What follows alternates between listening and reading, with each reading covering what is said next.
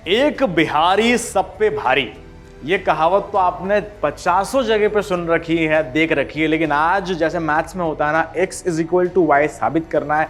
आज इसी कहावत को, इसी मुहावरे को हम साबित करेंगे कि वाकई में बिहारी और बिहार कितने भारी हैं। ऑल इन ऑल आज के इस वीडियो में बात करेंगे दोस्तों के एग्रीकल्चरल एक्सपोर्ट के मामले में बिहार का कितना भारी, कितना वजनदार कंट्रीब्यूशन है पूरे हिंदुस्तान के एक्सपोर्ट में। नमस्कार, आदाब, मैं हूं जुनैद आपके साथ और आप देख रहे हैं आपका अपना इंडियन मनी का यूट्यूब चैनल। अब चूंकि ये यूट्यूब चैनल है तो मुझे कहने की जरूरत नहीं पड़नी चाहिए दोस्तों, प्लीज सब्सक्राइब कर लो।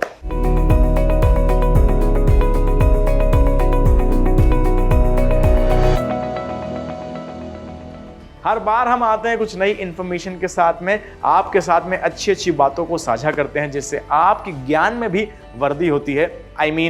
आपके ज्ञान में भी इजाफा होता है। बिहार के मौजू पे आज हम बात करेंगे। बिहार वैसे अगर इसकी ज्योग्राफिकल लोकेशन की बात करी जाए तो ये नेपाल से सटा हुआ है। इंडिया के ईस्ट भाग में बिहार है और यहाँ की जो राजधानी है वो है पटना।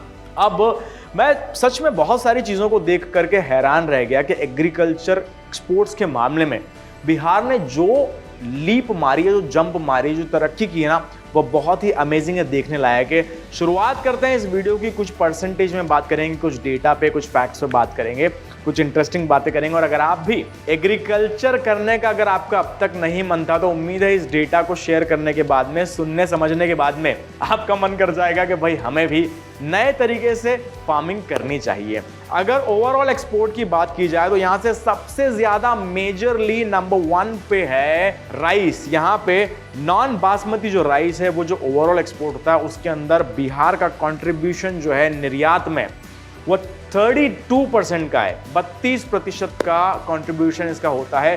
पिछले 15 सालों की अगर हम ग्रोथ देखी जाए बिहार के निर्यात में या एक्सपोर्ट में तो 800 गुना से भी ज्यादा वृद्धि यानी कि डेवलपमेंट और इंप्रूवमेंट हुआ है। तो ये बहुत अच्छी और बहुत बड़ी बात है। अलग अलग जिलों में अलग अलग प्रकार के राइस की वैरायटी यहाँ पे पाई जाती है। खास तौर पे अगर राइस की बात करूं तो कतरनी राइस है भागलपुर जिले में, वो बहुत ज्यादा फेमस होता है। और बहुत सारी अन्य वैरायटीज यहाँ पे राइस यानी कि धान की यानी कि चावल की पाई जाती है। अब आपके साथ में एक और डेटा शेयर कर दूं। नंबर 2 पर हम बात करेंगे मेज यानी कि मक्का के बारे में। मक्का का जो निर्यात है बिहार से, उसका जो कंट्रीब्यूशन होता है वो है लगभग 29% का, जो कि एक बहुत बड़ा नंबर है दोस्तों। इसके बाद में कुछ और अमेजिंग नंबर्स आपको बताने वाला हूं जिससे आप भौंचक के रह जाओ। इसके अलावा बिहार से सीरियल्स भी एक्सपोर्ट किए जाते हैं, 9.3% है उनका। वीट यानी कि गेहूं 6.1% है। इसके अलावा बहुत सारी अलग अलग प्रकार की वेजिटेबल्स एक्सपोर्ट की जाती है। शहद यहाँ का बहुत फेमस है, वो भी एक्सपोर्ट किया जाता है। और भी कुछ सब्जियों के मैं नाम आपको बताऊंगा, लेकिन मुझसे रहा नहीं जा रहा ये बताए बिना कि भाई 2006 में बिहार की स्थिति क्या थी और अब बिहार की एक्सपोर्ट के मामले में, एग्रीकल्चरल एक्सपोर्ट के मामले में जो स्थिति है वो क्या है। बहुत बड़ा इसमें डिफरेंस आया है। 2006 की बात करूं दोस्तों, मेरे पास जो आंकड़े मौजूद है उसके मुताबिक बिहार से जो एग्रीकल्चरल एक्सपोर्ट हुआ था वो हुआ था मात्र 3 करोड़ का। कितने का? Only 3 crore rupees. लेकिन धीरे धीरे, आई वुड नॉट से धीरे धीरे, तेजी से बढ़ते बढ़ते 2020 तक ये निर्यात हो गया 2617 करोड़ रुपयों का। मतलब इतना बड़ा जंप इन सालों में बिहार ने मारा है। इसके अलावा 2022 के आसपास के डेटा की बात करूं तो 2800 यानी कि 2800 करोड़ से भी ज्यादा का जो एग्रीकल्चरल प्रोडक्ट्स का एक्सपोर्ट हुआ है, क्रॉप्स का एक्सपोर्ट हुआ है, वो सिर्फ बिहार से अकेले हुआ है। तो यही तो खासियत है, बिहार सब पे भारी वाले डेटा की बात मैं यही कर रहा था। इसके अलावा कुछ डिस्ट्रिक्ट्स की बात करते हैं और ये जो ओवरऑल फिगर है दोस्तों, इसके अंदर आपको बता दूं कि 1100 करोड़ से भी ज्यादा का तो सिर्फ चावल का एक्सपोर्ट है यानी कि राइस का, और लगभग 600 करोड़ के आसपास का एक्सपोर्ट है आपका मक्का। तो यानी कि हम इस कंक्लूजन पे पहुंच सकते हैं कि यहाँ से 2 क्रॉप्स मेजरली बहुत ज्यादा एक्सपोर्ट की जाती है। एक है चावल नंबर 1, नंबर 2 पे आप काउंट कर सकते हैं मेज यानी कि मक्का को, जो कि बहुत बड़ा कंट्रीब्यूशन अदा करता है आपके बिहार के निर्यात के मामले में। दोस्तों चावल की ही बात अगर कंटिन्यू करता रहूं मैं तो आपको बता दूं कतरनी राइस के बारे में मैंने आपको बता दिया, भागलपुर में ये आपको मिल जाएगा। इसके अलावा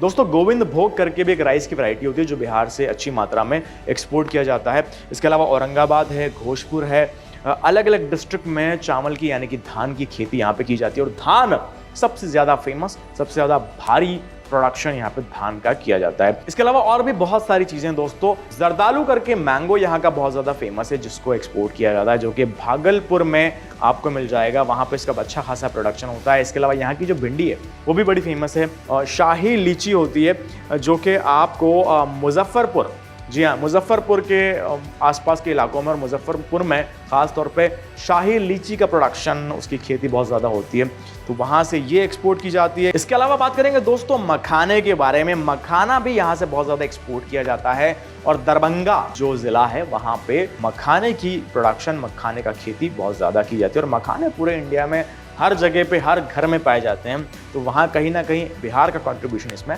बहुत ज़्यादा आगे है। गुआवा की खेती होती है।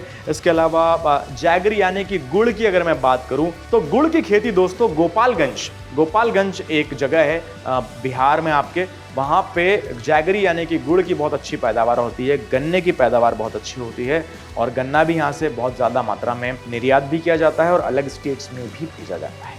इसके अलावा एक इम्पॉर्टेंट बात जो लोग बहुत ज़्यादा तंबाकू वगैरह में विश्वास रखते हैं, खैर हमारा चैनल इस चीज़ को कभी प्रमोट नहीं करता, लेकिन चूंकि हम एक इन्फॉर्मेशन यहाँ पे दे रहे हैं आपको, तंबाकू की खेती भी टबैको की बिहार में बहुत ज़्यादा मात्रा में की जाती है। तो ये होता है आपके मुंगेर करके एक ज़िला है, जगह है बिहार में, वहाँ पे तंबाकू की बहुत ज़्यादा बड़ी मात्रा में खेती और फसल की जाती है। इसके अलावा दोस्तों और कई प्रकार की खेती यहाँ पे की जाती है, चाहे आप कॉटन की बात कर लें, चाहे आप अलग अलग प्रकार की मूली है, गाजर है, गोभी है, ये सारी खेतियाँ होती है। लेकिन मुख्य प्रकार की जो खेतियाँ थी वो हमने बात कर ली है, जिसमें थी आपके राइस यानी कि चावल, जिसमें था आपका मक्का, जिसमें थी आपके सीरियल्स, व्हीट यानी कि गेहूँ, और आपके कई अलग अलग प्रकार की सब्जियाँ। तंबाकू का निर्यात यहाँ से होता है और साथ ही साथ यहाँ से बहुत अच्छी मात्रा में जरदालू, खास तरीके का यहाँ पे मैंगो होता है, उसको अगर आपने टेस्ट नहीं किया तो फिर क्या ही टेस्ट किया, वो भी एक बड़ी मात्रा में यहाँ से एक्सपोर्ट किया जाता है।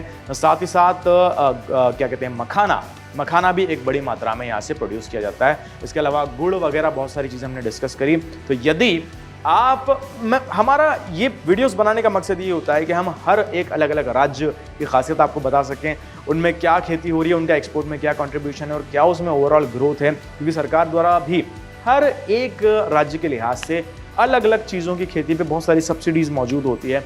और साथ ही साथ जो किसान भाई हमारे होते हैं, कभी भी आप इस चीज़ को इस नज़र से ना देखें।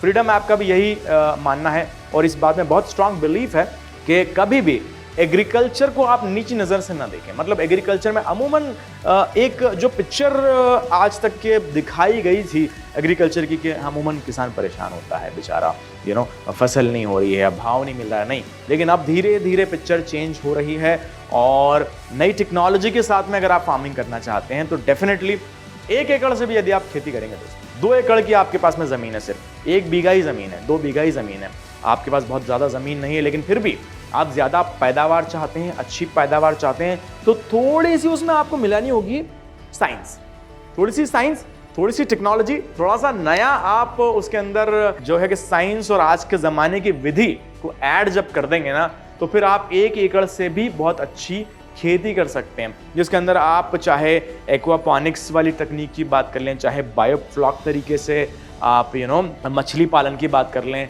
या फिर आप जो है कि पॉली हाउस टेक्नोलॉजी से कुछ अलग अलग प्रकार की फसलें उगाने की बात कर लें, ड्रिप इरिगेशन सिस्टम से आप अगर कोई नई खेती करना चाह रहे हैं, बहुत ही अच्छे टेक्नोलॉजी के साथ में आप नए ज़माने की नई खेती से करेंगे, ज़्यादा पैदावार आपको मिलने वाली है। अच्छा, अब ये सारी चीज़ों को अगर आपको सीखना है तो एक प्लेटफॉर्म है, जिस प्लेटफॉर्म का नाम है फ्रीडम ऐप। इसी यूट्यूब के डिस्क्रिप्शन में आपको एक लिंक मिलेगा, उस लिंक पे आप जाएंगे, टैप करेंगे, सीधे आपको ले जाएगा कहाँ पे, फ्रीडम ऐप पर। और फ्रीडम ऐप पर हमारे पास में 800 से भी ज़्यादा कोर्सेस हैं, जिसमें फार्मिंग हमने कवर करी है, जिसमें बहुत सारे बिजनेस आइडियाज़ हमने कवर करें। लैंग्वेजेस की, भाषाओं की बात करें, Hindi, English, Tamil, Telugu, Kannada and Malayalam, 6 languages में हमारे पास में कोर्सेज मौजूद है। आपने क्या करना है, बस आपके पास में मोबाइल फ़ोन है ना, इसका सही इस्तेमाल और बेहतर इस्तेमाल आपको करना है और फ्रीडम ऐप पे आना है। जो भी आपको नए तकनीक के साथ में फार्मिंग सीखना है, मैक्सिमम चीज़ें यहाँ पे कवर्ड है और हर महीने दर महीने, हफ्ते दर हफ्ते नए नए कोर्सेज यहाँ पे अपडेट होते रहते हैं, नए नए कोर्सेज ऐड होते रहते हैं, जिसकी मदद से आप कोई भी नई तकनीक के साथ में नया काम शुरू करना चाह रहे हैं तो बस देरी किस बात की, आज ही जुड़ जाइए फ्रीडम ऐप के साथ में। साथ ही चूंकि ये YouTube चैनल है और ये YouTube वीडियो आप देख रहे हैं तो फिर इसको भी सब्सक्राइब करना मत भूलिए। मेरा नाम है जुनैद, अगर मुझसे बात करना चाहते हैं, मुझे फॉलो करना चाहते हैं तो फिर मेरे इंस्टाग्राम और फेसबुक आईडी भी यहाँ पर फ्लैश कर जाएंगे, आप मुझसे भी कनेक्ट कर सकते हैं। तो इस वीडियो में हमारे साथ बने रहने के लिए बहुत बहुत धन्यवाद आपका। ये थी बिहार की कुछ बेहतरीन बातें जहाँ पर बिहार का कॉन्ट्रीब्यूशन बहुत ही अहम है, बहुत ही भारी है और इसीलिए हमने इस पूरे वीडियो में साबित कर दिया कि बिहार जो है सब पे भारी है। इसी के साथ साथ मुझे यानी कि जुनैद को दीजिए इजाज़त। आपकी स्टेट में कौन सी खास खेती हो रही है? यदि आप बिहार से इस वीडियो को देख रहे हैं और कोई चीज़, कोई क्रॉप मैंने छोड़ दी हो, मुझसे छूट गई हो, तो प्लीज़ मुझे भी आप गाइड कीजिए, कमेंट सेक्शन में आइए, मुझसे बात करिए और हमारे रिश्ते को आगे बढ़ाइए। फिलहाल के लिए इजाज़त, अगले वीडियो में जल्दी मिलता हूँ कुछ अन्य इंपॉर्टेंट एक्साइटिंग इन्फॉर्मेशन के साथ में। धन्यवाद।